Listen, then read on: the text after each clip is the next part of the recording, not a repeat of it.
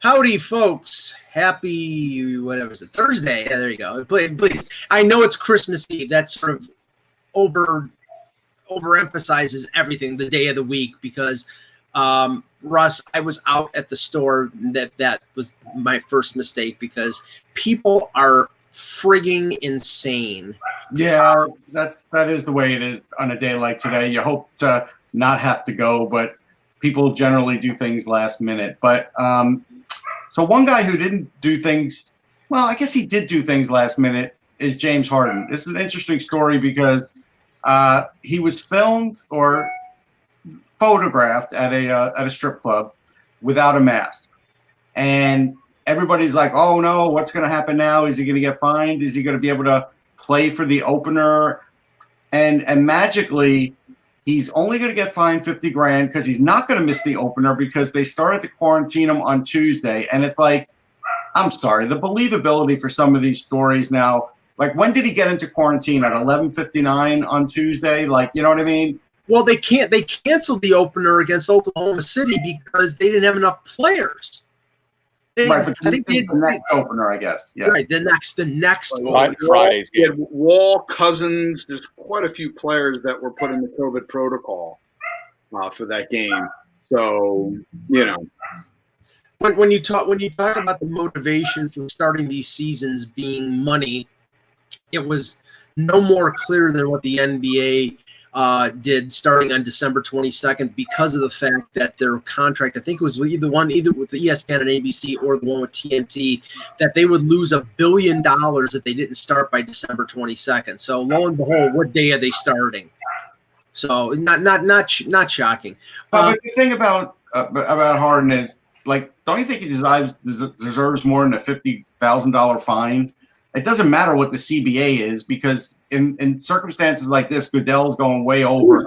I thought there was more to it than that, though. There was also something else he had to fork over as well, which was I thought more. I mean, in the bubble, there was definitely way more restrictions in terms of suspensions or fines. Right. So exactly. Post bubble, there was a lot of speculation in terms of what he would end up hitting with. And then obviously he came out with his Instagram story of he was going to support, quote unquote, his homegirl, but we're not quite sure what he was supporting her in. And we're not quite sure exactly what transpired. And they kind of gave him off with, at best, a slap on the wrist. But if he's pushing and angling for a trade, he's doing everything possible to kind of make it very distasteful to stay in Houston. Yeah, alimony payments is how he's supporting him. No, but this is the thing. It's like, okay, he's making, I think, $35 or $40 million, and you're fining him $50,000. You know, right.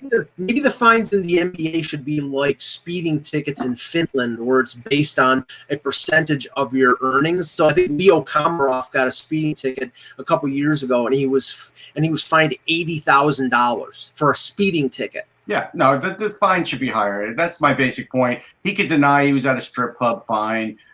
Pictures and video are out there. Whatever they're from, it's not a good look, and he should get fined more. How does it compare with Lou Williams? I was there for the Wings comment. Yeah. At least that's a plausible excuse. I don't know about wings make me make good. Some good chicken wings will make me do crazy things. Well, Nikki Reyes, who's a Toronto reporter who now is working for TSN. I knew her when she was working for Sportsnet, covering the Leafs. She made a comment about the Wings in regards to James Harden, and I said, "Well, they must have been pretty hot in a strip club." Yeah. Now I have to bring this up because I just saw this and it's laughable. In Toronto, over the last couple of years, for some ungodly reason. Fathomable. You could say fathomable is the word you want. Unfathomable reason. Yeah.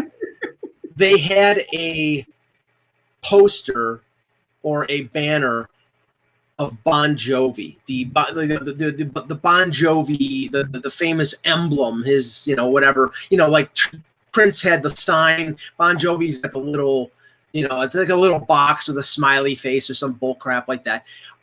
The The only reason I could think of that was the case was because he was involved with MLS&E in the bid to buy the Buffalo Bills and move them to Toronto.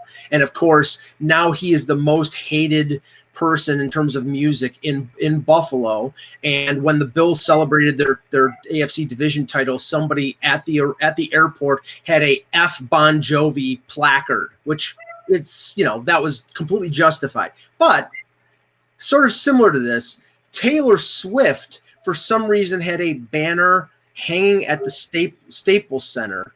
And apparently the banner has been removed at the request of LA Kings fans because they believed that the banner was a curse. Yeah, but that was last year's news. They did that like a year ago. Well, they did it again this year because apparently somebody put it up.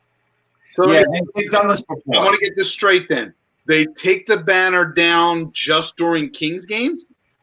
I would think that they take it up during Lakers games? Yeah, because if it's a Lakers, then it's a good luck symbol since they won, although they didn't win in LA because they were in the bubble. But Billy Joel banner stays in Philly no matter what, so we all know. Right. Yeah, you could take the Springsteen one down. That's fine. You have a Springsteen one? I'm trying to remember if there's a Springsteen one at the. I think there's both. I think it's just Billy Joel. I'll have to check. Check. Wise move, Mike. Wise move. Yeah. Okay. Sorry, I have to go to the bathroom. I'm thinking of Springsteen. Sorry. This close to hanging up on you, John. Come on, Mike. Wrecking Ball was a great song. It took the spectrum down. It was so good. Oh, After we took Giant Stadium down first. I'm just checking this. Well, Billy Joel closed Shea Stadium. We know how much winning happened at that stadium. Hello, Hockey World. Today is Thursday, December 24th, 2020. I'm Jan Levine and trying to be as nice as possible, knowing it's Michael's holiday tonight. I'm Anthony Joni. Hopefully, we'll see whether or not we have any. Did you guys have any Festivus grievances airing yet? After this part of the conversation, seriously, we got one coming now. Russ going from Sportsology. I think it's more than just Mike's holiday, but now I'm not sure. And I'm Michael Claus, and this is the Hockey Buzzcast here on HockeyBuzz.com. All right, let's start with the bad news when it comes to the World Junior. I was watching I watched the U.S. Game against Finland, and I watched Canada-Russia yesterday. And even though they were meaningless games in terms of outcome because they were exhibitions, it was nice to see hockey on the ice. But for Team Canada, I almost think that they wish that they hadn't played that game because they lose Kirby Dach, who I thought was one of the main reasons to pick Canada as a favorite for the World Junior because he played unbelievable for the Blackhawks in the playoffs last year, and obviously was going to be a leading cog for Canada. But it was a weird collision. I think it was in the late second period, Russ. And as soon as I saw it, I thought, everybody was saying he jammed his wrist or broke his wrist. I thought it was a broken thumb because of the way he held his hand, but apparently it was a wrist injury. Yeah, the way the wrist was down like that, I felt like that was it. And then when I saw the replay and saw that for whatever reason, when he was making the check, he hit the helmet. And that really, it was all impact on the helmet. And I was just like, oh, that was awkward. And I think, and it was just because it was at a fair speed. And it's a shame. I mean, it was a good game. It's not like Canada doesn't have the resources there. They've got plenty of players. I mean, they're loaded with centers. They'll survive it, and they'll still be the favorite. But, Yaroslav Askarov was the difference for Russia. Now, Russia's offense wasn't what it should be, and so that's something I was a little worried about. I thought Levi played fine for Canada. The fact that he's the first NCAA goalie to ever start for Canada, which is a big thing. But end of the day, Russia's got to watch their line changes. That's the reason they lost that game. That is the only reason they lost that game, because they were really smart, and I think Perfetti, who was the smartest player always in these kinds of tournaments, picked up on it, threw it back to Drysdale, and Drysdale has that quick shot. Again, he doesn't have that sexy shot, but he knows exactly when to just put it on net. I mean, Askarov was great. Yeah, and Askarov came out after 2 periods, and the Leaf prospect Akhtimov was the goalie for Russia, and that was a perfect shot by Drysdale, but it wasn't exactly a really exciting game. 1-0. I mean, Jan, I don't know if you saw either one of these games, but I talking about the U.S., I look at that team, and I know they're missing Nick Robertson, and I'm sure they could have used him.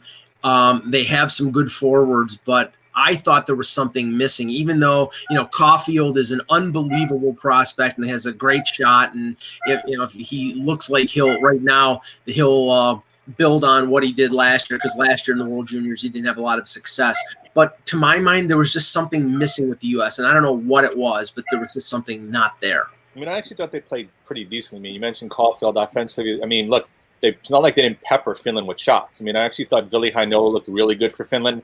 I thought a couple of guys on that roster looked good for the U.S. I mean, clearly Caulfield, and he's got chemistry with his line mates, which was something that was fairly evident, though they need secondary and tertiary scoring, which I think is going to be the question mark on this team, especially when you compare it to Canada.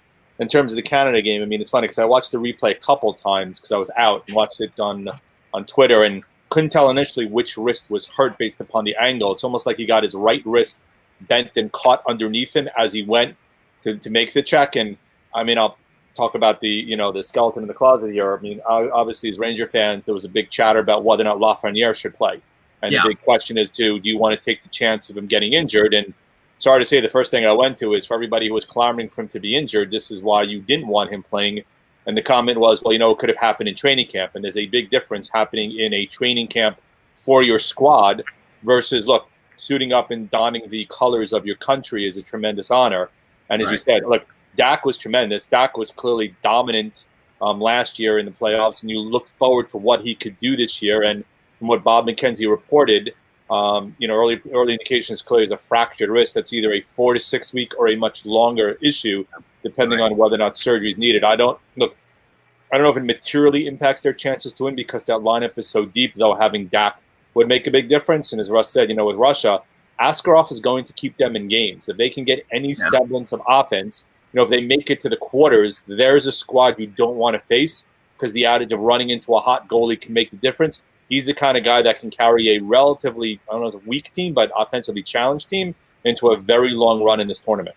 Anthony, I watched a lot of that game yesterday, and I sent a message to Russ, and I was like, I'm not sure. I mean, it could have just been a player at the end of his shift, but Chinakhov, the Columbus first-round pick, I was keeping an eye out for him because I hadn't seen much of him. I mean, I've seen Amirov, I've seen Podkolzin, but I wanted to keep an eye on him and Shaq, the Devils first-round pick.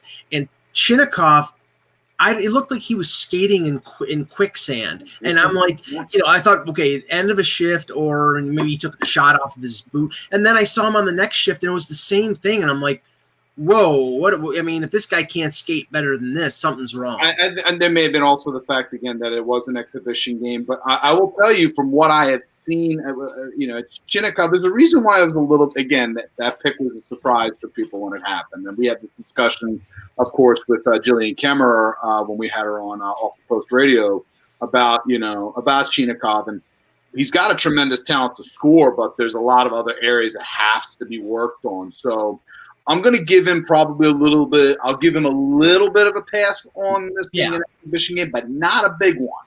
Once we get into these regular tournament games, for him to kind of prove to me that he was worthy of being where he was picked, I need to see a little more than that one tool in this circumstance. Yeah, I mean, usually skating's not his issue. I wasn't worried about that. It's just more exhibition than me. I think he has to score, though. If he doesn't score, he doesn't have a lot of other worth on the ice. I thought Shaq actually looked good. His skating's improved, and he had a couple of nice plays. But I'll go back to if we want to have a Festivus chat here about Team USA. I have a lot of grievances because, okay, I get that it was an experimental lineup and you throw it into the blender. But after the game, when the coach is basically hailing the Farinacci line with Slaggert, Slaggert is a guaranteed fourth liner, any team you're talking about. Right. And that's the line that you're talking about. I get you don't maybe want to make too much out of Cole Caulfield. That's fine. I mean, we all expect goals out of Caulfield, but you could see he's stronger, and you could see he's got no fear of shooting anymore. So that's not a problem. But I looked at it, and Moynihan, is the other side of that line. I just looked at that line and said, that is your grind line. Like, what are you doing? Baranacci shouldn't even be playing center. I've never seen him play center. When I covered him at the Beanpot and other games like Princeton, Harvard, he was playing right wing.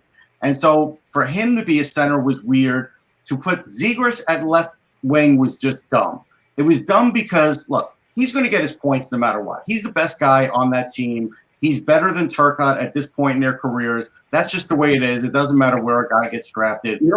It almost to me felt like with that lineup is that they were maybe looking. I do wonder if there's data points that they were looking at as well in terms of getting a look and seeing, okay, if we do put them in these different circumstances in a game that doesn't really matter, in terms of that, if this is a lineup that they go into when we start getting into they won't go in totally with that, but I can't say he's not going to go with Zegras at left wing. I can't say he's not going to have that same Baranacci line, and those two things are problematic. I just looked at it and I said, don't put all your eggs in one basket on that line. As much as I love Berniers, and he was having a terrific game, you could see where he could skate out of trouble.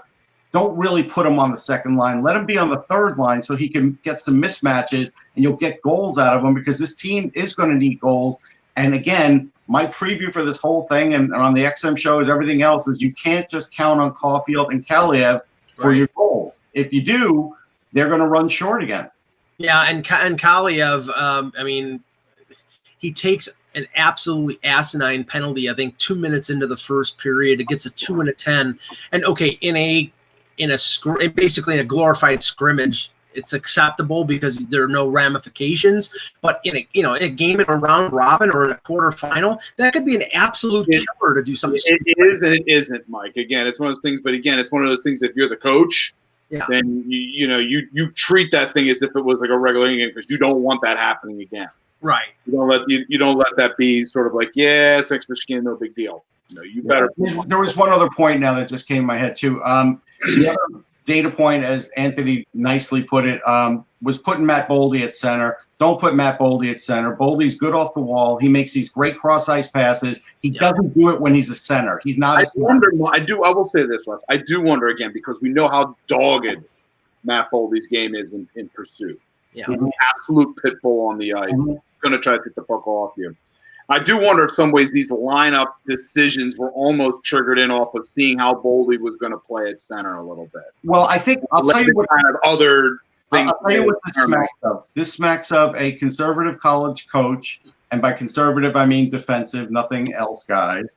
And by that coach not trusting Brisson at center, because Brisson's a hell of a center. Just let him play center. He's better than Baranacci at center. He's better than Boldy at center, but he's younger. And this is where the college coach looks for the bigger, stronger guys because Boldy put on like 7-8 pounds of muscle. And yes, he is that guy, but he can do it from the wing. Let the guy who's the natural center play center. Yeah, and one thing but if you're going to experiment, right, Russ, this is the time to experiment, right? You might as well see what the guy can do. And if you can't do it, right, now you know in game action when it really counts, you're not making that switch. Yeah, we hope. Right. Well, but we hope, yeah. First of all, it's like, you look at the U.S. and you look at Russia, and I think that the sort of pre-tournament scouting report that both teams were going to heavily depend on Spencer Knight and Askarov is right on target. I think, and not to say that I think the U.S. is not good defensively. I think they are going to play that conservative game, but I think they're also going to rely heavily on Knight and Askarov. He made 3 or 4 really, really good stops. So I think the Russians, they're going to be challenged. One thing, Mike, sorry, that really worked out well. Like, if they leave, York on top pairing, I'm fine. And if they leave him on top power play, I'm fine. I didn't know if Lehman would do that, but I will tell you this. Sanderson in the defensive zone was making the best passes, especially the wraparound passes that were completely safe. That's what he's known for, and he is very safe and smart. And so you do kind of wonder as the tournament goes on how that's going to react with the coach because he may start gaining more confidence in Sanderson, which, again, if that happens, it happens. They're different types of defensemen. Yeah, and Bowen Byram was very, very confident out there yesterday. Yeah. He's just man among boys. The other thing, we know the Finns play that sort of team defensive style, but I almost got the impression watching that game that unless it's their power play or Lundell, that's basically it for their offense. They're not. Heineman's good offensively too, but you're right. They don't have a ton of guys. They do rely on the power play because they're very greasy in front of the net, and you don't have to put – it doesn't even matter who's on the team for that. They just know how to take away the goalie's eyes, and that's their specialty. Well, they got both goals screen in front. Perfect screens both times. I mean, and honestly, it looked like, honestly, with the Rangers times where Kreider stands in front and the guy can't see around him, and literally Knight is trying to peek around, and both times that's how he got beat because he couldn't see around the screen in front. And leave it to Leaf fans, and believe me, since I cover the team and I'm interested. Topi Niemela, their third-round pick from this year, was the point guy on the Finnish power play, and he had a nice assist on the one-timer for the first power play goal, and then scored the other one. They're basically ready to make him the number one defenseman.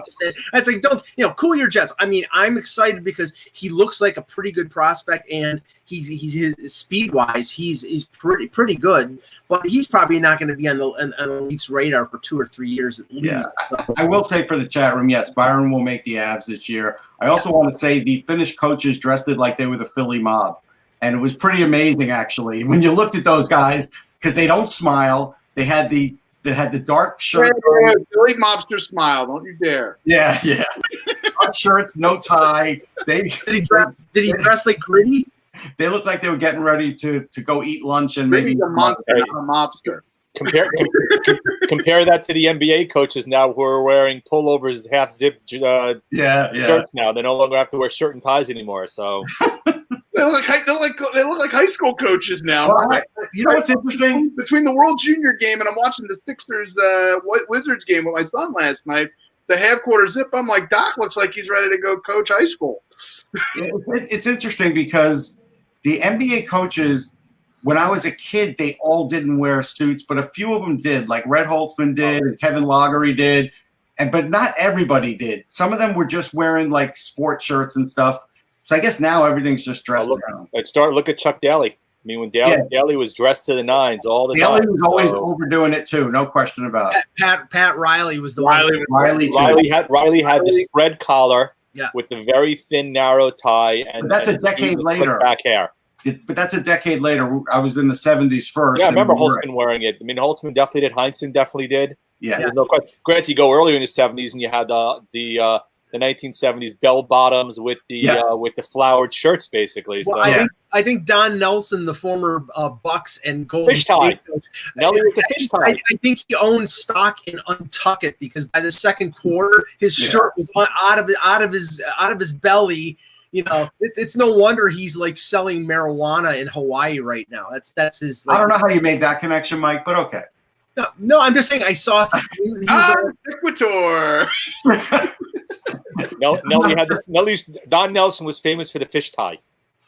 Yes, I'm not sure where you went with that one. That was the polo ties. I want to know that. I'm trying to remember that. It's completely going off the rails here. Do anybody remember any coaches in the pros? We'll go back to the World Juniors. I mean, there's a triple header on Friday, which is great. I do expect a lot of people not to watch the first game. I get it. It's 2:00. You're going to be doing things, opening presents, building things, whatever. Eating lasagna. Taking a nap. Lasagna. So Michael have food coma during the second game and fall asleep and wake up midway through the third. It's like Homer Simpson. to have another piece of lasagna. I wake up and it's second shift. I will say this, though, now. What's in this layer this time? Oh, don't worry. We put a little something special in this second one. Just because Doc was such a big part of the game plan, it wouldn't shock me if all of a sudden Canada looks a little out of sync against Finland because Finland, they play the same way no matter what. But that top line, just dressing like Pete Tessier. That's what I was say. Speaking of out of sync Canadians, we welcome Pete Tessier, fresh from the ER. Let's see that finger there, Pete. Not the middle finger. Wish it was. Yeah, I know. If only, right? But close enough. Pete, let me just ask you, we were just talking about the World Junior and talking about Kirby Dach's injury. It's like, I mean, I think that's definitely a big loss for Canada, but I think what Russ was saying, with guys like Cousins and Quinn and Perfetti and, I mean, they're Michael, they're loaded. They're so loaded. I mean, is it really gonna hurt them that much?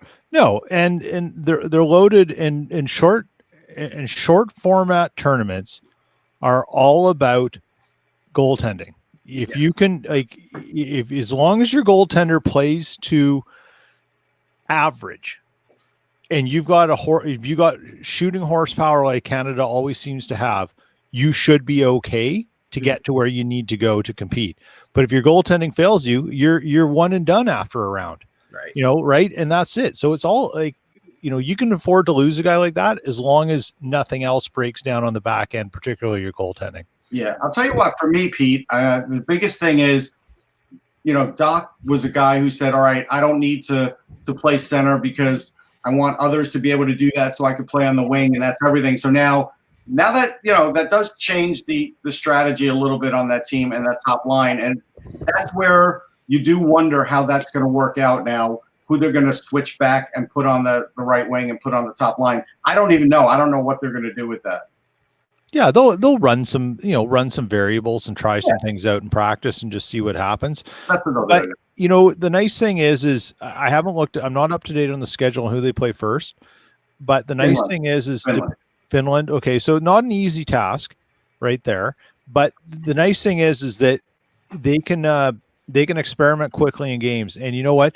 I think in cases like this, if you're the coach and you're trying to figure out. If this does have a cascading effect of it's not working, you've got to be prepared to try and find things that will work quick.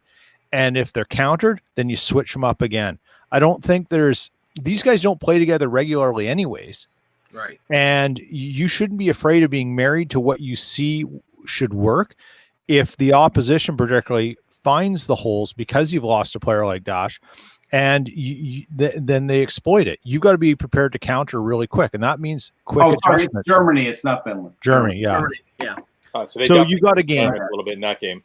Yeah. Yeah, and I think Germany is playing with like 16 or 17 players because of the quarantine rules.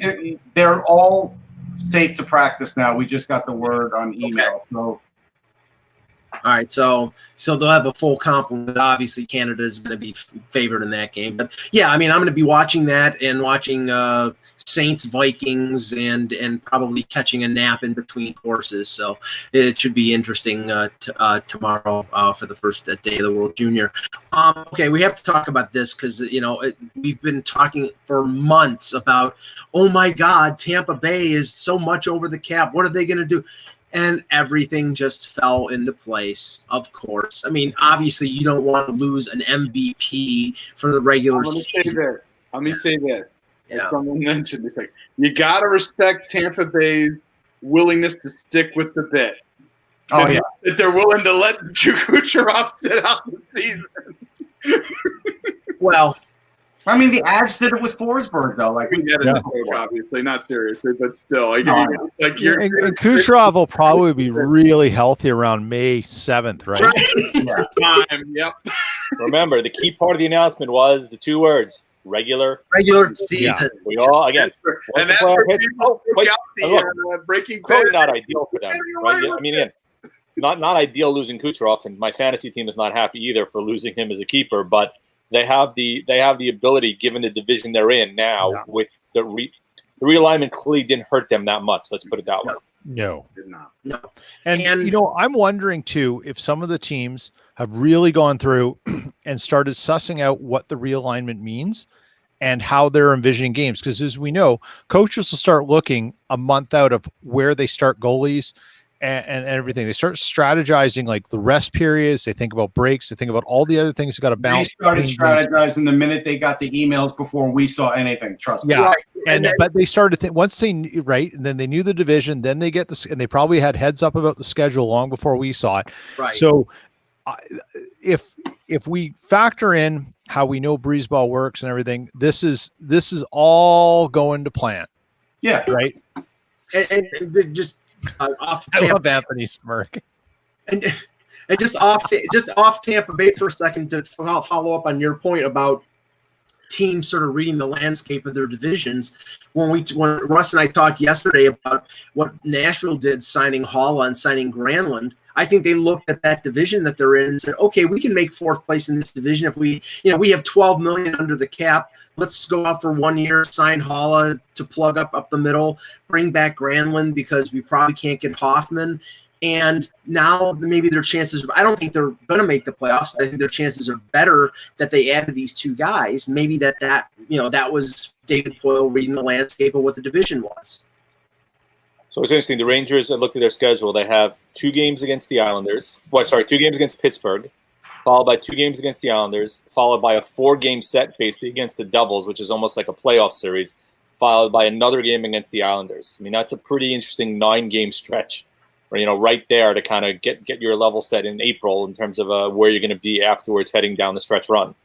Well, and okay, this is the interesting thing about the schedule, because I was expecting, and we all expected, 2-3 game series in the same town, and looking at the Leaf schedule, there are instances where they're playing 2 games in Ottawa or 2 games versus Edmonton in Toronto, but there are situations where, like the Edmonton series in January, they're playing Edmonton on a Wednesday and then Edmonton on a Friday. So they have Edmonton sitting in Toronto for a day doing nothing.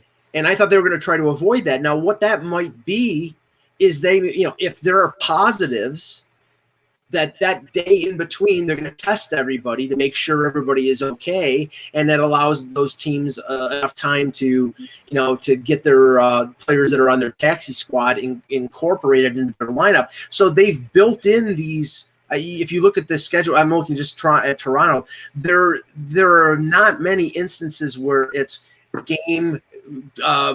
2 games in 2 nights. It's like the February, the 4th, the 6th, the 8th, the 10th, the 13th, the 15th. There's not one day in February where they're playing back-to-back nights.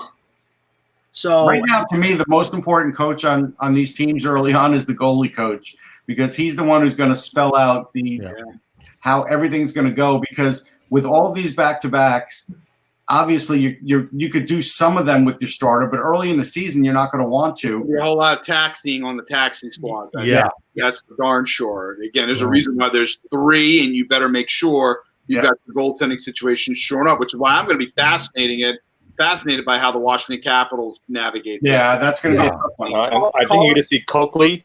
I think you're going to see Vanacek get a lot, as of right now. I mean, one guy who was on the board that was a possibility was Ryan Miller, and he signed a 1-year, $1 million deal with Anaheim, which takes him off. So do they go after Craig Anderson now? As another veteran goalie to put there? I've gotten, at least when I was talking with Ted Starkey briefly, because I had inquired about that, and Ted seems to be the opinion that early on Washington's going to ride with the youngsters and see how they go. But that may not be a long window if they start falling behind in a 56-game schedule. And Anthony, what they might be doing is waiting for the waiver wire before the beginning of the season to see who's out there. And that's why, like I wrote a couple days ago, and I know Russ isn't the biggest Aaron Dell fan in the world, but he's a number 3 goaltender, which I think as a number 3 he used to be. No, he used to be a number 2. And Craig Anderson used to be a number 1. So what are you saying? I mean, it's like What I'm saying is if Toronto waives him to send him to the taxi squad, that Washington probably would be interested in him to back up, because he's an experienced backup goaltender. Now, is he a great one? No. I mean, basically, I think there's a possibility the Leafs keep him on their 23-man roster simply because they don't want to lose him. There's situations this year where they're going to have to use 3 goals. What's he making? 770,000 maybe? 800. Right. So it's one way. The cap hit is minimal by comparison to not keep him on the roster all year. Right, and you should put it's taxi in parentheses cap circumvention squad, because that's really what this is. Well, you're only getting the same waiver as the AHL in terms of dollar amount, right? You're still going to have to keep a cap hit on your books. If you send the guy down, it's above that amount. You only get the $1.075 million as your cap hit. So you're not going to be able to. In other words, Rangers want to send down Brendan Smith. They're not saving $4.4 million by doing so. No. But what is going to happen is, like, a team like Toronto, who's right up against the cap, a team like Vegas, they're going to send everybody they possibly can down on their off days to save cap space. Yeah, Mike, I'm just wondering, did you watch that game in March against the Blackhawks where Dell gave up 6 goals? No. This is one of once again, for anybody who's wondering if we were doing the airing of the grievances today, Russ has just put one. Well, I'm just wondering what happens to a goalie if they give up 6 goals. Garrett Sparks never even become the Maple Leafs third goalie. Yeah, no, I mean, Garrett Sparks do to you is what I want to know. Yeah, what did he do to you? Did he ruin your fantasy team one year or something? No, but I'm just saying his game has fallen off. Again, so is Greg Anderson. So which is the reason why he's a number 3 goalie. That's why. Okay. Remember, we've now spent about 2 minutes and 30 seconds of the show talking about Aaron Dell. Phil. Thank you, Rod. Okay, going back to Tampa Bay. Moving on. Obviously, Tampa Bay had prior knowledge of the situation with Kucherov, because all of a sudden you saw Eric Cernak signed for way more than I thought he was worth. He got a little under $3 million on, I think, a 2 or 3 year deal. But Peter, Anthony Cirelli, just before the show, 3 years, $4.8 million. Again, Tampa Bay, Braden Point, Mikhail Sergachev, they get these guys on the bridge deals. They get them for less than everybody else. I mean, it must be nice. The sun in Tampa, the girls with the bikinis. It must be something. Oh, that leaf. Oh, man, this is the grievances coming in. You know what? In our division right now, Anthony, so I don't give nice arena. You got Tom Brady down there now. No, hold on. No state tax. Yeah, I was just going there, Dan. No state. And by the way, put it away. When we polled everybody, nobody had 4.8 million as the AAV. Right. All of us were pretty much lower than that. Yeah. The Tampa I had 4.25 is what I expected to be. I was not conferenced in on this. You can't include me in this. You can say we all. I would have Anthony conferenced on this. Let's talk, Anthony. Would you have gone $4.8 million on the AAV if you were guesstimating for a 3-year deal? Honestly, Cirelli's a heck of a player. It wouldn't have shocked me. I would have said probably ballparked around 4. I don't. 4.25 to 4.2 was my limit. I don't think Cirelli is in the same level as Braden Point, but Braden Point got 6.5 or 6.7. He's important to what Tampa does. Right. Cirelli got the same deal Sergachev did, and the offer, the qualifying offer in year 3 when he's a RFA again after this deal is at least $5.65 million. Now, I will give you the person who is probably pissed off the most by that contract being signed, and his name is Matt Barzal. Because on a 3-year deal, which Lou is trying to force feed down his gullet. What's Cirelli's role in Tampa, though? He's a third line checking. What's Matt Barzal's role in the Islanders? He's a number 1 center. All right, so you can't compare and contrast the two in terms of dollar amount. Then you're barking up the wrong tree a little bit. It's Lou. He's gonna use that as a comparison. He'll use it as leverage. I still think Barzal's going to get in the $7 million range. I think he's going to get like 6.5. Fine. 6.5 to 7 in that range is my opinion. Fair. Yeah, I think that's what he's going to end up with. But I'm telling you, I think if he takes that and he has a couple of big years, the Islanders are going to wish they signed him long term. I agree with you, but the problem is, remember, flat cap, no rise, rise in 2 years, only $1 million. So you want to borrow money from the bank now, or do you want to wait until later and have it be the problem? My view is they should lock him up long term, but the Islanders have been pretty reluctant to do so. They were forced to do it. They did it with Brock Nelson. Well, because he was becoming – they basically waited to the last minute to do it also. And that's after Nelson had a good season, so they were forced to pay him. Go ahead, Peter. I was just going to say that, to go over $5 million, Lou's got to find cap space. Right. Like – well, no, not anymore because of Boychuk's Boychuk. And Ladd could end up on Robidoux Island, by the way, guys, which is what everybody. Well, Ladd should end up on Robidoux Island. Yeah, but he still has to sign. At least Martin, he's going to sign. So that's. And he's going to sign Schneider for like $750,000 to $800,000 also, Martin, and Andy Green for probably in the $1 million range. Right. Yeah. So, but yeah, no, it's now other news, other signing news. Ryan Miller staved off retirement and signed a 1-year deal with the Anaheim Ducks. Not surprising because you looked at their depth chart and they had no backup. So it was it seemed like, this was the plan all along, but they were and we knew he was going to be on the West Coast. There was no chance he was coming to an His East wife Coast. loves it down there, Right. and she probably hangs out with Slaney's wife and Korea's. You know what I mean? Like they're having a grand old time down there.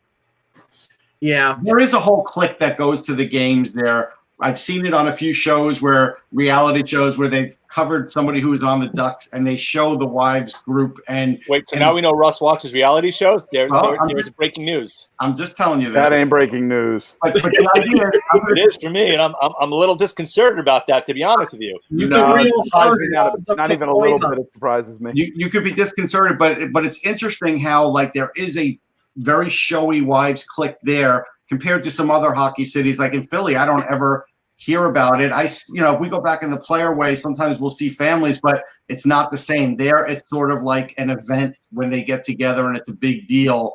So Peter's right. That does play into it. Well, with Philadelphia, remember the show Temptation Island? They would just have the Philadelphia version, which would be Dry Island.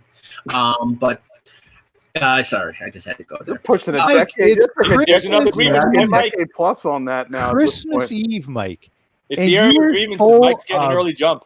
I warned everybody coming into this show today that the grievances were going to be aired. Everybody denied it, Peter, and they couldn't, and nobody could help themselves. I don't care. The bile is building up, and it's just going to keep going, even though it's the day before Christmas. Look, you know off the show, and he'll still be talking about it for an hour. With the audience, Mike had a shop for a cake dish, and maybe he didn't find it. Mike, did you find the cake dish? I found it. It only cost me $18 for a plastic Tupperware to fit a friggin' cheesecake that's going to be this thick.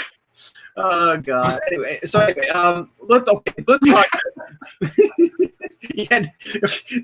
a second.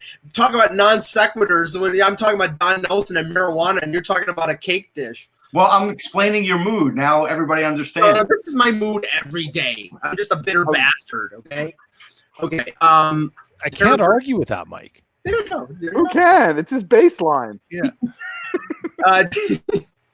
Darren Drager reported about 2 hours ago regarding the whole province medical situation regarding the Canadian teams playing in their own buildings.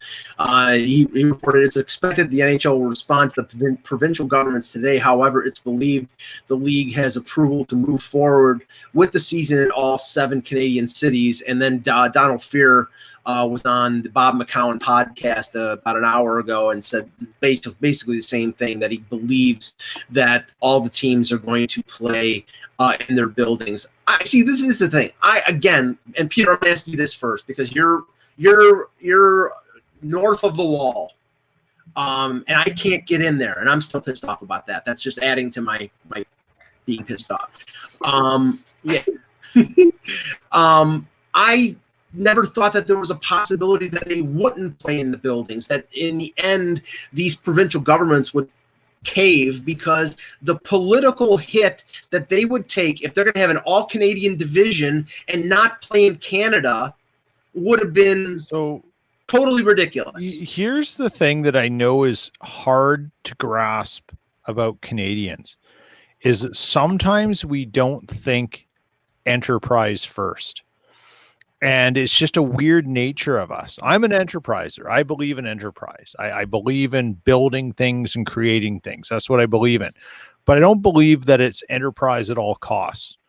And the political pressure right now on Canada's premiers in these provinces is their parties are also fighting for their jobs, and letting the NHL play isn't going to keep their jobs. Right. It's politics. Yes. And the people who could give a rat's patooey about multimillionaires being able to play a game just so that for anything, like it barely moves the political needle. That's what I was trying to tell Mike. It's different than the States. It's different. And that's just that. That's why I was a little worried. Part of the problem is, though, what's really interesting is that there's a lot of misconception about what's going on. So, for instance, I could fly out to Vancouver right now. I haven't seen my mom in a year. It's been literally 364 days since I've laid eyes on my mom. And I could fly out to Vancouver and fly back, and I don't have to self-quarantine because it's Western province. Wow. But if I fly to Toronto, I have to quarantine. So the health orders across the board aren't even making sense. Like there's all sorts of discrepancies, contradictions, conflicts that don't make sense. So why are we worried then about NHL teams, 3 from the East, where the 4 Western provinces can go freely? If they're all chartering their own planes, yes, they're only flying east-west. Mm-hmm. They can literally take a bus between Edmonton and Calgary. Mm-hmm. They can take the train between Toronto, Ottawa, and Montreal. Right. I don't see what the big deal is for the provinces to do this. They're allowing it in other capacities. You can fly half your company. Isn't it optics, Mike? It's optics about it, but the this is what the argument is the optics about allowing millionaires and people to do this, and we're making exceptions for them. But there's exceptions everywhere. I think it's going to get solved not because of the need and desire to have the league, but the way to say we can make this a win-win for everyone if we look like we're pushing back. And we do our diligence and we say, well, we've opened it up this way, blah, blah, blah. We found the happy medium. This way no one's put out. That's all it is. It's posturing. Right. It's politics, right? Politics first. And okay, I will grant Russ's point. There's a difference between Canada and the U.S. when it comes to bowing to political pressure. But I'll give you an example that's happening in Buffalo right now. You know, the Bills win the AFC East. They're going to play one home playoff game for the first time since 1995. They have not had a fan in a 75,000 seat stadium all year.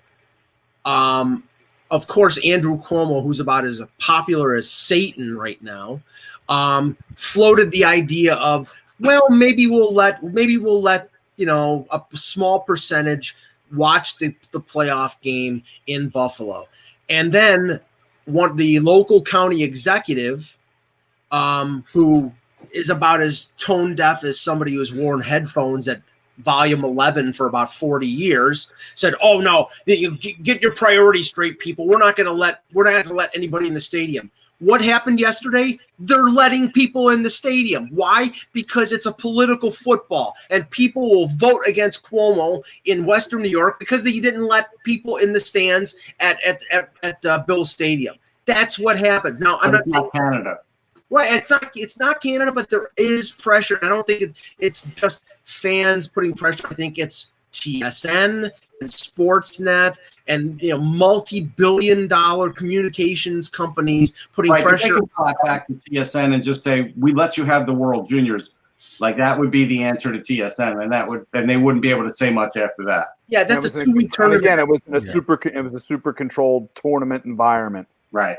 Well, again, the players don't want the bubble again, right? And they've been very clear they don't want a bubble, though to a certain extent you're operating you can operate independently, but you're operating in a bubble because you need to limit your travel. You need to be able to account for every place that you're going to make sure that you don't come down with the virus and impact everybody else. That's kind of where we're at right now, which is going to be the case until the vaccine becomes predominantly used and you have enough. I mean, the fun part's going to be is when everybody gets the vaccine, what's going to be the restrictions that are going to be implemented then and how they're going to modify in terms of when you start letting fan bases in. In Tampa, they are based upon Florida rules, and we won't go into Florida in general because they seem to be doing their own thing all the time. But how quickly does it manifest itself across other arenas and other cities in terms of allowing fan bases into their stadiums? And Peter, to your point, I think it was Mike Johnson, former Leaf, who now does color for TSN, and he was talking about how he was flying from New York to either Vancouver or Toronto,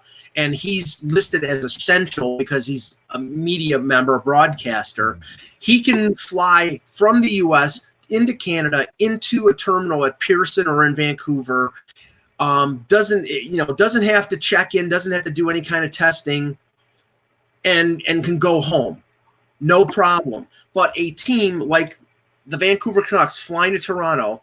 They have to quarantine for 7 days, even though they're in a charter, even though they're going to a different terminal, even though they're going to be sequestered in their hotel for days on end, and they're only going from the hotel to the arena to the practice facility and then back to Vancouver. It's asinine. It's the rules are completely different. That's it. And it's politics, though, Mike. You got optics to make sure you're not catering to the wrong sect when there are hundreds of thousands of businesses barely alive. People can't pay their mortgages and stuff, and we're finding a way to accommodate people who don't have financial worries like this. Even if you're a lowly guy on league minimum salary. I do want to break in. This is me in the suit. So if anybody in the chat room guesses the person I'm with, then I'll send you a hockey card. Nobody can see it. The problem is nobody can see it, Russ. Hold on. It looks like a card from your favorite team. You need to share. You're gonna need to share it. It looks like Bunsen Honeydew from the Muppets. Yeah, looks like one of the. It looks like one of the birds. I said from the chat room, Jan. Now I didn't hear you. I didn't hear you. Well, number one, you're putting something up to the screen that nobody can see. Just to see that I'm in a suit. Back. You know what, Russ? You can see I'm in a suit. That's all that matters. You're in a suit. That's all that matters to you, exactly. Yes. And I can vouch for the fact that Russ has been in a suit. It is as shocking to see as you could possibly imagine, but it has happened, ladies and gentlemen. It has happened. Peter, I have to ask you this because Eck and Russ and I had this long discussion. It was either yesterday or the day before. Eck was bemoaning. Eck is the big Patrick Laine backer. Oh yeah, and that basically Patrick Laine is the second coming. And don't get me wrong, he's a great scorer. And we know that probably after the last year of his 2-year bridge deal, he's going to be looking for $8.5 to $9 million. He's not going to get it in Winnipeg. Eck believes that is a justified contract and that he's a core player. I compared him, and I'm not saying he's Phil Kessel, but I compared him to what happened with Phil Kessel going from Boston to Toronto over a decade ago, where he is a great complementary player. And when he got traded from Toronto to Pittsburgh, he was the cherry on top of the sundae for the Penguins and helped them win 2 Stanley Cups. But in Toronto, as a core player, he was misdiagnosed. He was not that player. And that is the problem with Laine. After this year, if Kevin Cheveldayoff tries to trade him, he's going to want to be paid as a core player, and he's not a core player. So I don't know what Winnipeg does, because I don't think they're going to get fair value. Dollars for scoring. The guy scores. Score just like a defenseman who's got offensive capability or right shot. Right. That builds up commodity that people are going to pay a large amount of money. Right. And the one thing I said, and then I'll let Pete talk, is I used John Tavares as a comparable. John Tavares is slightly off the same goal career as Patrick Laine, and he's been at it much longer, and he does a lot more. I think we all fought with Laine too when he came in. He was, to me, and if you guys will agree with me on that, I felt like he was like, there were the physical elements of his game, his body type. He looked to me like a Finnish Ovechkin coming in. And then in that first season or so, he looked like it. And then again, but there's also internal drive and what you are focused on. And Pete, that's dropped. And again, that's to me has been the biggest question. Otherwise, it would be if Winnipeg's looking to trade him, they wouldn't be looking to trade him if he was a player, obviously. But let's factor in one other aspect to this and such. If you said you looked at Patrick Laine after his entry-level deal expires, and you say, okay, we know you can put the puck in the net. Mm-hmm. You're the head coach. What do you want to do with Patrick Laine? What do you think makes him the best player? Continue on that trajectory? Help him learn other aspects of the game, or something else? Because that's the point that changes everything, right? Right. I think you're right about him learning other aspects, but I also think after that first year, I think he got a little headstrong, and I think he got a little full of himself, and I think that's what we hear about, these little things with him complaining about line mates. I think there's value there as is, Peter, but I mean, hang on. Let me finish my thought. Go ahead. Paul Maurice went on record and was telling everyone, I think Patrick Laine can be a top 3 power forward in the game. Okay. Let's go look at what a power forward is. Mm-hmm. Is Patrick Laine? How do you define power forward, Pete? How do I do? Positions have changed. If we're talking classical, I see a power forward is someone who drives play into the offensive zone and has a physical presence on the puck retrieval and puck control. That's fair. That's how I see it in a modern sense. Gravity. In other words, basically gravitate towards him because he's that much of a threat. In the puck, carrying it in. That's not Patrick Laine's game. No. Ovechkin is that type. And remember, it took Ovechkin 14 years and he was a multiple 50-goal scorer to be that two-way player, to be the prototypical power forward to win the Stanley Cup. You're talking about we're talking more like, in my mind, that's a complete player. A power forward in this case is the guy that when you get into the midpoint of the zone to the offensive zone, absolute threat. The defense has to gravitate towards him to prevent, because everything else is going to trigger. So what did the Jets do then? They changed their offensive tactics. They changed the power play model and everything. And they wanted Laine to be a two-way player. They wanted to do the same thing they've done with everyone, because that's what Paul Maurice says will make you succeed. And Paul Maurice is articulate. He's very well spoken in how he phrases things, but he lives in an outdated world that's not far off of the Mike Babcock way of doing things, of you have to do this for success. He is not an innovative coach. He's reinvented himself but I'll tell you the problem with what's going on there. And Eck was killing Maurice, and I don't like to kill Maurice, but I get what you're saying is true. The problem is getting a coach there that's actually better, that wants to be in Winnipeg and be better. That's why I think your management is stuck with Paul Maurice right now, because I don't think you're attracting any of the next great coach. There's only 32 right now, 31 head coaching jobs in the NHL. I don't see why they couldn't have brought in Dallas Eakins. I don't like someone who wouldn't want Dallas Eakins. No, I'm just saying, but fans and management shouldn't get married to names. They should be more married to process and ideas, because the game is changing. What does Maurice make? What's his salary? It's believe me, 3.5. Yeah. Okay. So would they pay more than that? That's the other question.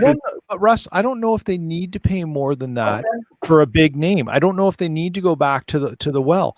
I think that one of the few guys, I'm a big Alain Vigneault supporter. I really like AV. I like him as a person. More than that. He makes more. He's up $5-6 million, right? I'm a big AV guy, but AV has a shelf life. Jan knows this. And Jan, you and I've watched it with the Canucks. You've watched it with the Rangers. He's very good. Maurice has a shelf life. He's past his shelf life in but that's what I'm saying. So you don't need to get the name guy, right? You need to get the guy the team needs, not the name that you want to think that the fans will believe it. And that's the thinking that's got to change. So is the guy that the team needs a more offensive-minded, sort of player-friendly type of guy, like a Bruce Boudreau or something like that? Look at who's potentially asked to get out, and the what we heard from when Hendricks came back after I had to bring him back to settle the dressing room. We've had trade requests from Jack Roslovic. We've had trade requests apparently from Laine, although it's a veiled thing. Right. If your young offensive-minded guys are all wanting to get out, there's others too, and I can't remember. There was Brendan Lemieux wanted out. There are all these, and I'm not saying Lemieux's off, but your young guys are the ones who are getting out. How do you develop young guys if they're all getting punished to shit by the coach? All right, great. I get that, but I think you have to have a year where there's somebody available that's not being courted to a better market. And by better, I mean a market that won't be so judgy, and also a market that will pay more. I mean, do they go down the, like I said, Boudreau, Randy Carlyle, Mike Babcock road? I mean, I don't think. Look, Randy Carlyle has a long-standing history with the organization. Right. I think if there was a reason where everything aligned, they would kick the tires on him. Should they? No.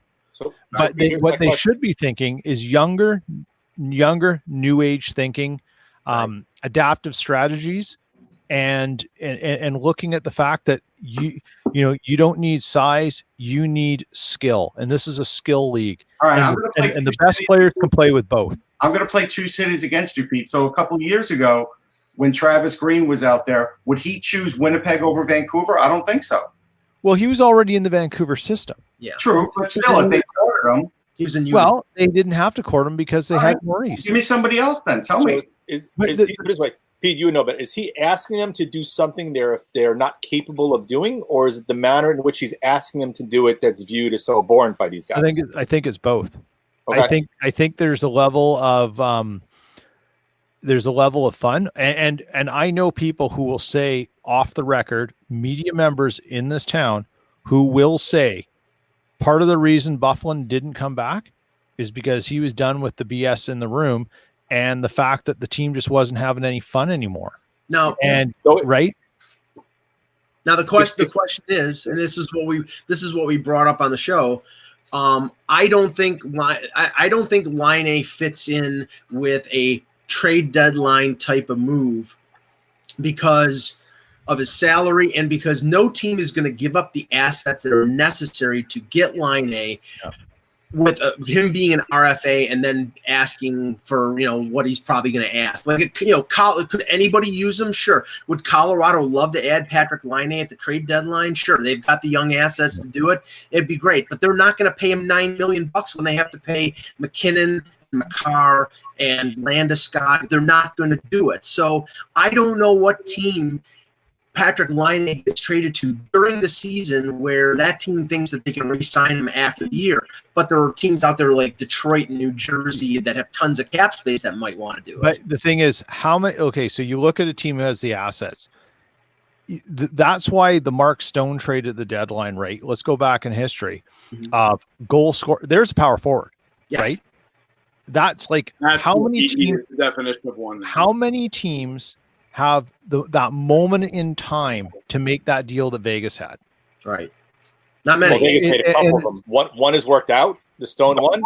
And my view on the Pacioretty deal, they would have been better off keeping Suzuki and Tatar on that team. Yeah. So the question is if Winnipeg brass is aware of what the underlying issues are, why are they not making a change? Or are they viewing Maurice as the guy who's the guy to get him to that next level? Because this is how Winnipeg does things.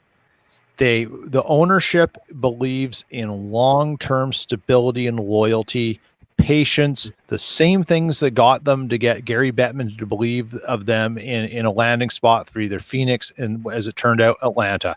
The same process, not making waves. Everything's done methodically, patiently, and the owner believes he can sell people on what this team and city can be if you give it a chance. And we saw how that worked out with Jacob Trouba. Okay, well, what about this? So Pascal Vincent is he's your coach for the Moose. Yeah. Are you going to elevate him next year if you get rid of your coach? Are they going to allow that? He's from the Q. He won Coach of the Year. He got a coach. He was one of Maurice's assistants, and then went down to coach the farm team. Right. And they've got it works because of the idea of teaching players the way to do that. They want to build a team. It depends. Who knows? I don't think anyone's heard from Kevin Cheveldayoff in months. I haven't seen his name pop up. It's all speculation, but the common belief, and it's said amongst many, is Paul Maurice is loved by the owner, Mark Shipman. Well, that's a problem. They have their own dynamic, and once you've got that, you've created a problem as far as I'm concerned. Right. Yeah, but ownership could love a coach, but there's a big dichotomy in terms of how much say you allow your players to have versus allowing the players to rule the roost and making all those decisions, and it's a hard balance to strike. But if the viewpoint is that the propensity of individuals on the younger side that are viewed as future leaders on this team have this opinion of Maurice and it's pervasive, then not making a change is worse than anything else. Yeah. Well, I agree, Jan. I agree. Something's got to change. I don't think you can ask a coach like Maurice, who's been there this long. So he came in 2014. Spring of 2014. So this is going to be 7 years this spring, right? and say, you need to reinvent yourself again. You need to reinvent this team and change things. And I don't think that can happen. So they need to change the thinking of what's going to get them to success, because they had a very brief window. And like a lot of teams that you think you get to the Western Conference Final or a conference final, you either got there by luck or you got there because you're on the rise. When you look back in history to 2018 now with the Jets, did you get there by luck or did you get there because you're on the rise? I think history says there's a little more luck involved in that than there was. Here's another coach. So at the time, after winning multiple championships, why wouldn't Winnipeg talk to Scott Sandlin, Minnesota Duluth head coach, not that far from your area? Why not? I don't know, Russ, because I don't know what their thinking is, other than we know there is a great relationship between the owner and Maurice. Yeah. But they have to pay him. Like, he is an accomplished college coach, and he's won championships. So he might even want more money than Maurice to change jobs simply because it's easier to be a college coach. Let's face it. Yeah. Well, Ben. I wonder if it's the pay scale. I kind of think it is. Well, maybe, but they're paying Maurice. Yeah, they're paying him. That's not high anymore, though. Like, $3 million? That's above average. I think that's in the top 12. What's a college coach making? What's that? The question is, what's a college coach making? What's he making in college? Oh, I think he's probably making $3 million there. He's making $3 million in college. What is Hacksaw making for me? I would be kind of surprised at that, Russ. That's a football coach. That's like the defensive coordinator for your state football team. Hackstall wasn't making more than, I'd say, $1.5 million. Yeah, but what's Duncan Keith making? Right, we're talking coaches, not players. No, we're talking coaches. Yeah, Duncan Keith. I'm sorry, your head coach, Toronto. Sheldon Keefe. Oh, Sheldon Keefe. He's making probably a couple million. So he's making a couple with, not that much experience in the NHL. He won a Calder Cup, and he's got, Dubas is basically, How much did Montgomery get when he went to Dallas? Right. Yeah. I don't think he was making $3 million, Russ. No, but he did win a couple championships, but not in a row, let's say.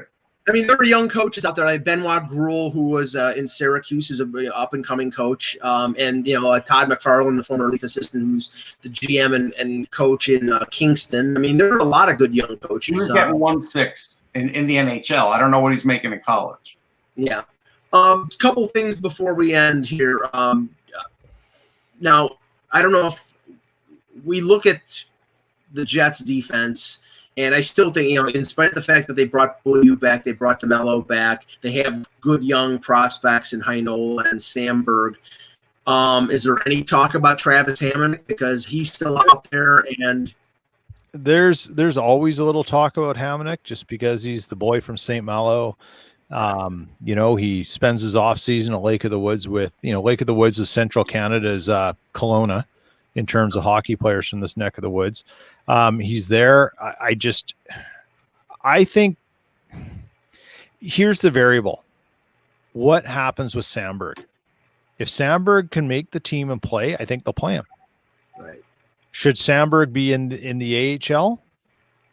Russ, you got a better feel of that than I do. Actually, his base pay is only $400. I thought he would get a lot more, but he's signed through 2024-25 now. And his program is made over $20 million. So I kind of wonder if he's getting bonuses or something, because of the college. Like, they make a lot of money. Dylan Samberg, what do you think he's ready for the NHL? Yes, I do. Yeah. So that's the thing. That's why I think he's a second pair defenseman probably right now for that team. Yeah. I know. Yeah. I wouldn't put him on the second pair yet, but I think he can make it. Who else? The other guy who everyone's quite happy with was DeMello, who came over. Yeah, right? I would put DeMello there. And DeMello's on there. And look, Neil Pionk proved basically everyone in Winnipeg wrong. There's no question. And offensively, he did. I think he was better defensively than we thought he was. I still don't think he was great defensively. Yeah, Jen, I don't think anyone had an inkling that he could do that offense. If they did, the Rangers probably wouldn't have given him up in the deal. Yeah, but they had to get rid of him because he was basically press box fodder and being put there because of his play. Look, he came in. He didn't dazzle anyone on defense, but he didn't basically do what Canucks fans are doing right now, screaming blue murder when Tyler Myers steps on the ice. So I mean, the egregious mistakes he made with the Rangers were not evident last year, right? That's a great way of saying it. The problem is also every Ranger fan was looking for any mistake he made, which didn't help. But there were a lot of instances where there were just glaring mistakes he made in his own zone. In Winnipeg, partly could have been because of the location. I hate to say it, right? He didn't have the same attention being paid to him. B, secondarily, he was better in his own zone. He may not have been great, but he was passable, for lack of a better term. And let's also remember, the guy behind him was having had a Vezina season. Yeah, and he would have been the heart if he hadn't gotten hurt, I think, in my opinion. Yeah, but they have like about $4.5 million in cap space after they put little on LTIR. So when they do that, if Hamonic takes a 1-year deal, maybe that's something that's all they should sign him. Hey, Pete, here's a thought. Why not go after Sammy Vatanen then? I don't know. I honestly don't know. I think it's an enormous amount of sense for Winnipeg. I'll tell you what my take is, and obviously I'm a million more miles away than Pete. Dave Haxtell, because Mike brought him up, he was making $2 million a year in Philly. So the fact that Maurice should be making double of a Dave Haxtell, but he's not.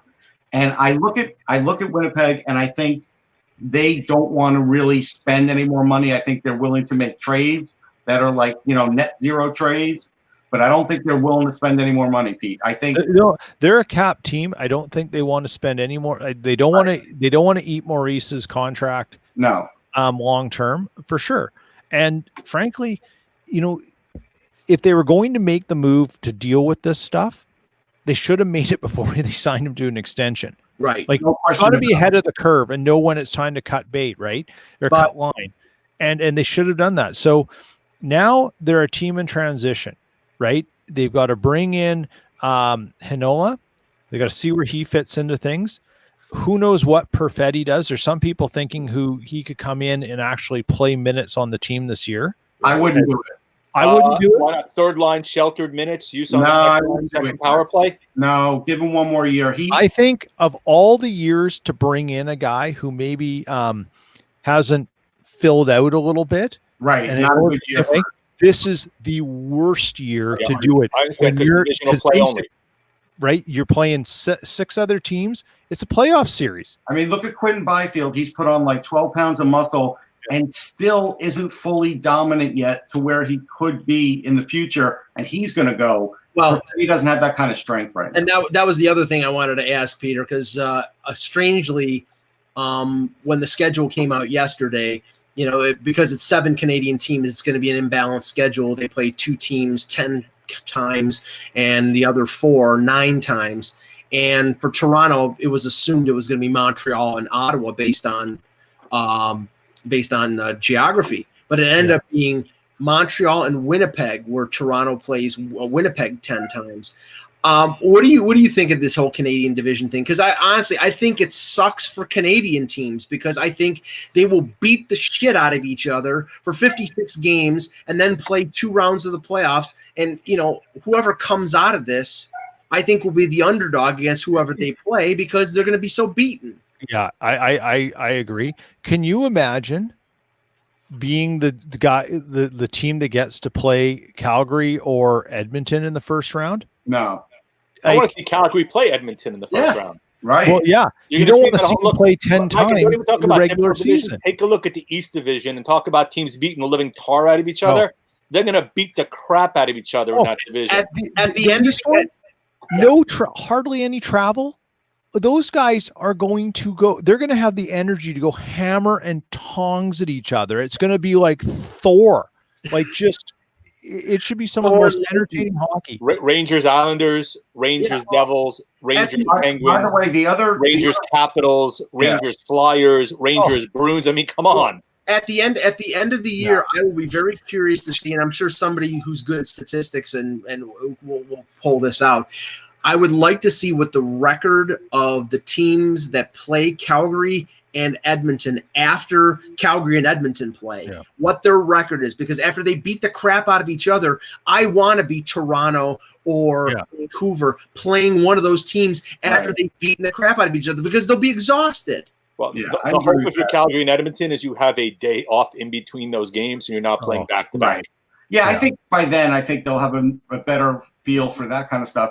The chat room's asking, do I think Byfield will be in LA? He'll definitely be in LA because we don't even know if they'll be in OHL. Will he start every game or will he be taxi squatting? That's up to him.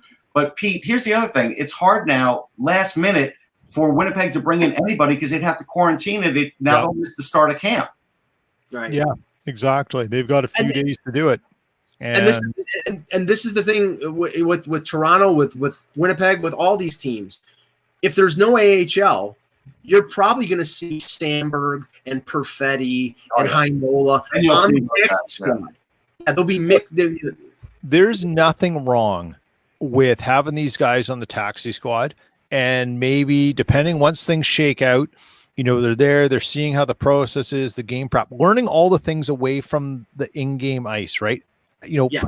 Being prepared to perform is just as important as what you do when you're playing and learning that stuff. And this is a good opportunity for them. That's why teams bring tons of guys up for the playoffs, right? Oh, it's true, but you'd rather a guy play. But you'd rather him be playing. If there's no Perfetti's going to be there. Once we see how this starts shaking down, a good couple weeks into the season, say that after the first 10, 12 games, you'll probably see coaches realizing I've got to bring some guys in depending on things. And if say you've got to go up against Calgary and 3 guys there are out because of some ailments, okay, now's the time to bring in Perfetti and let him have a skate because the conditions are different. The dynamics have changed because of injuries or fatigue or whatever. You could answer this as easy as anybody. Like Funky's asking, is the AHL still going to start February 5th? Even if they start, the Canadian teams may only be able to play each other too. Yeah. I've heard, so I have a friend, a family friend whose son's going to be playing on Stockton Heat, and they are still the players are being told they don't know what's going to happen. Right. Yeah, no, I think everything is up in the air because the dub is their start is delayed. We heard about the OHL a couple days ago. They don't know. The Q was supposed to restart after New Year's. That's up in the air. So everything is up in the air, so we'll track that. Well, the other thing is, like, how many AHL teams are in Canada? Like 4, 5? Laval, Belleville, Manitoba, and Toronto. 4. Yeah. I mean, you're gonna have 4 teams play each other all for a whole season. And they're talking about a 44-game season, so you're talking about 11 games against the same. It's ridiculous. So well, 15 technically, but. Right, you're right. Math was never strong in my family. Okay, finally, tonight, obviously, today is Christmas Eve, but Christmas Eve night, everybody has different traditions. So, like with me, it's like normally I will order, like, say, Chinese food or something like that, because just because we've done all the prep and stuff for cooking for Christmas, and we don't want to. I don't want to go out and cook on the barbecue or do something else. I mean, I know, like, other members of my family, they'll do the whole fishes thing. They'll do shrimp and fish. But that's too much. I can't think of 7 fishes, the fishes that I actually like. So Quinn ends up on that menu, and I'm out. But is there any Christmas Eve tradition that Jan or Russ or you start with you, Jan? Do you have a Christmas Eve tradition? Well, use Chinese food. I mean, it's odd. It's become a Jewish tradition, and the reason being is years ago, if Jews went to go eat out, the only place that was open on Christmas Eve was a Chinese restaurant, right? So Chinese food in a movie has kind of become the de facto traditions in a lot of Jewish families. That's my Christmas Day, because Chinese places are always open Christmas Day, so that would be my Christmas Day. Yeah. So my wife's already gotten Chinese food yesterday, so we're having Chinese food tonight for dinner. We'll see if we watch a movie. I know Die Hard is technically a Christmas movie, so I'll probably see if that's on somewhere, or one of those ilk kind of movies, and see if that's on. Now this is season 1. I've never watched. Oh, nice. Now I have a machine gun. Ho, ho, ho. Okay, I think I'll watch season 3 of The Equalizer. Oh no. Peter, do you have a Christmas Eve tradition? So we normally do a seafood dinner. So in normal times, we host a open house for extended family. So all the different people who don't get together on Christmas Day, sort of, and people come and go. Obviously, that's not happening this year, but we traditionally in other years have done seafood. So we are not doing seafood this year. We are doing sushi. Okay. And I'm going to be going up and rolling sushi after this and getting everything ready. Look at you. And then because we had originally planned months and months and months ago, hoping that the world would change, and it didn't. We were planning to be in Mexico for Christmas this year, so we are doing carnitas and Mexican dinner tomorrow. No turkey, no nothing. I like the Mexican dinner. I would decline on the sushi, though. I'd be like, Pete, thanks for inviting me, but I decline. Yeah, fair enough. So big sushi, trying to make it big fun, sushi right? eaters in our house. Yeah, see, I like sushi, but I don't like raw fish. I like shrimp or crab. Yeah. It's cooked. Well, I make lots of veggie sushi too. Like it doesn't always have to be raw fish. Okay, I might still come then. All right. Yeah. All right. Maybe I'll be able to cross the border before March. I like the carnitas the day after. That's a great idea. Yeah, tons of fun. Okay. All right. To everybody out there, I hope you have a very happy Merry Christmas, and we will be back. We will be back on Monday with another edition of the HockeyBuzzcast. Maybe.